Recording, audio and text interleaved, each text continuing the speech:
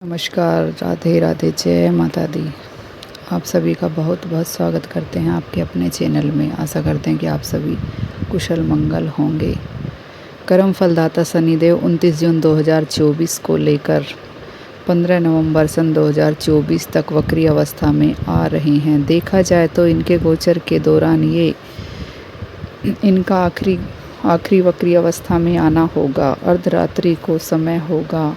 आषाढ़ महीने की कृष्ण पक्ष की वो अष्टमी होगी। शनिवार का दिन होगा। अर्धरात्रि के समय पर इनका वक्री अवस्था में आना में कुंभ राशि के लिए क्या इनके जीवन के लिए कुछ बेहतर होने वाला है,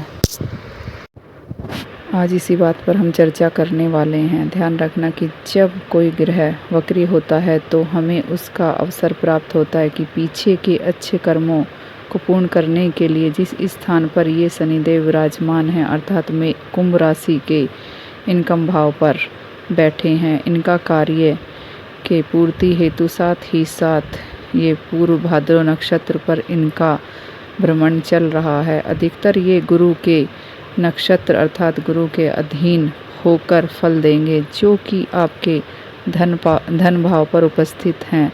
देखा जाए तो इस समय हमारा इनकम भाव, कैरियर भाव और धन भाव प्रतिफल हमें ज़्यादा से ज़्यादा मिलने वाला है। कौन कौन से प्रतिफल होंगे, इस बात को समझना है। 11वें भाव पर शनि चल रहे हैं। इनकम की प्राप्ति हो रही है। इनकम का आसार ही हमें दिखाई दे रहा है। किसी कार्य की पूर्ति के लिए संभावनाओं का हमें दिखना तथा वो हमें प्राप्त नहीं होना, फिर से हमसे दूर चले जाना, यही शनि का प्रभाव हो सकता है, क्योंकि यह विलंब के ग्रह माने गए हैं। जब तक ये वक्री अवस्था में आएंगे तो एक घर पीछे का परिणाम देंगे, और जहाँ ये विद्यमान हैं अर्थात आपके इनकम भाव पर इनकी संभावना काफ़ी प्रबल हो जाती है। जब कोई ग्रह वक्री होता है तो ज़्यादा फल देने की शक्ति इसके अंदर आ जाती है। इसलिए यदि कोई इच्छाएं अधूरी रह गई हैं, किसी इच्छाओं को पूरा करना चाहते हैं, यदि हम ज़्यादा परिश्रम करना चाहते हैं, तो यदि वो ज़्यादा फल, तभी हमें ज़्यादा फल की प्राप्ति हो सकती है। इस वक्त ईश्वर का वरदान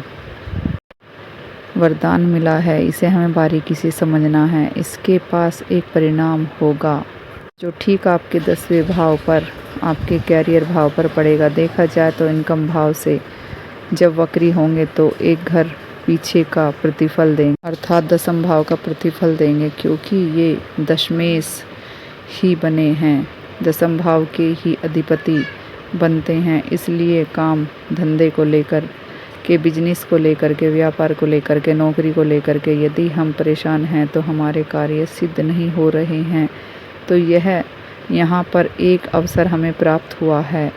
4 महीने 17 दिनों का ये अवसर है।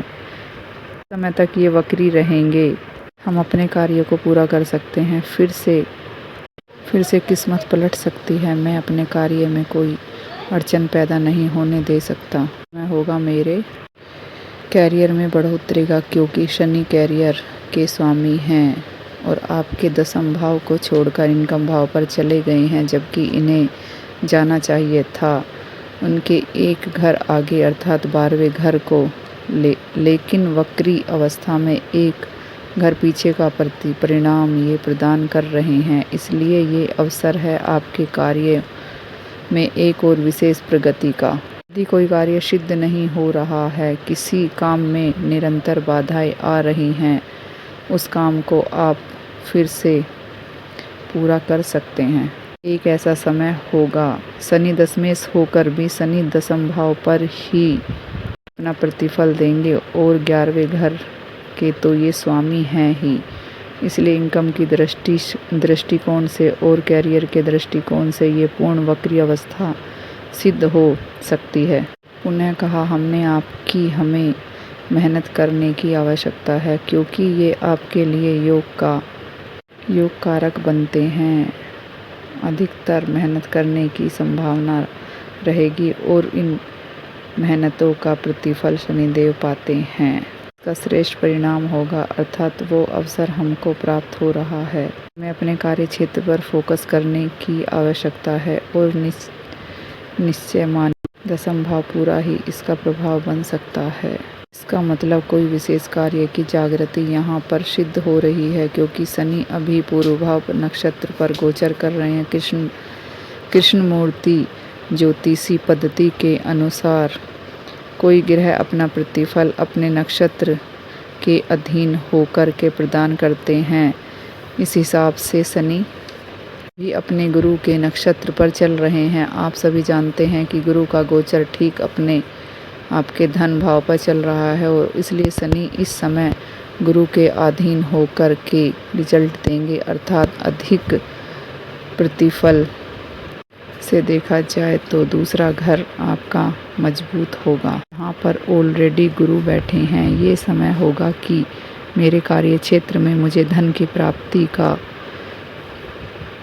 इस नक्षत्र के प्रभाव को हमें ऐसा समझना होगा कि जहाँ पर ग्रह बैठे हैं वो स्थान हो गया एक पेड़, अर्थात हमें जब फल की आवश्यकता होती है तो हमें पेड़ लगाने की आवश्यकता होती है। और जहाँ पर गुरु बैठे हैं अर्थात विधि भाव पर देवगुरु बृहस्पति, जहाँ पर राइट का निशान लगा है, देवगुरु बृहस्पति बैठे हैं, वो होगा हमारा फल।